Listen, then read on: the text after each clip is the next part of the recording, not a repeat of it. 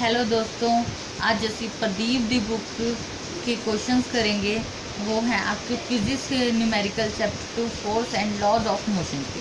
तो बिना time waste करे हम आज स्टार्ट करते हैं।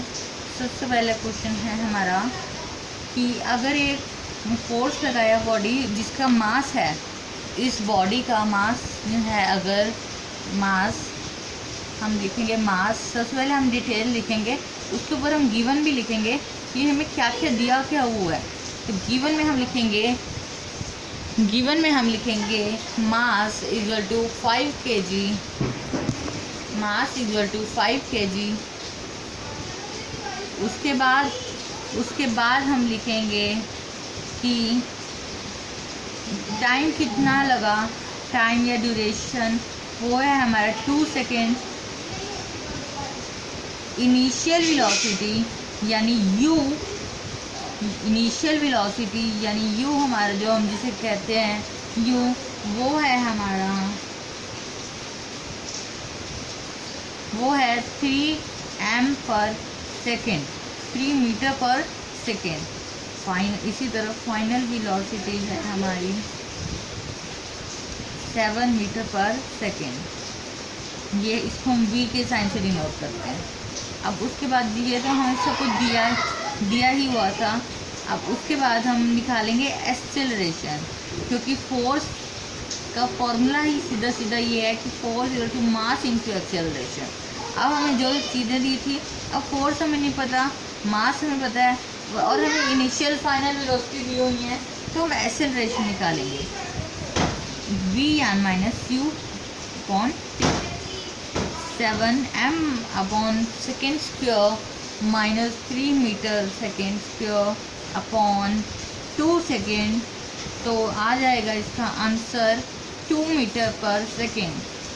अब उसके बाद हम क्या करेंगे, अब इस केस 1 हमारा जो था वो हमने सॉल्व कर लिया है। आपको आंसर शॉर्ट फॉर्म में बिल्कुल भी नहीं करना, आंसर नीट एंड क्लीन और डायरेक्ट नहीं करना, पूरी प्रोसीजर से आंसर करना है। अब उसके बाद हम केस 2 देखते हैं। केस 2 में क्या है, हमें कहा गया कि अगर टाइम को डबल कर दिया, इस टाइम अगर इसमें 4 सेकेंड हो गया और बाकी सारी रिमेन सेम, तो इसके लिए हमें जो बाकी हैं एल्स रिमेन सेम। अब उसके लिए अब हम आगे देखते हैं। अब हमारे पास इनिशियल फाइनल वेलोसिटी तो आई हैं, तो एक्सेलरेशन भी चेंज होगी क्योंकि टाइम बढ़ गया। तो v-u/t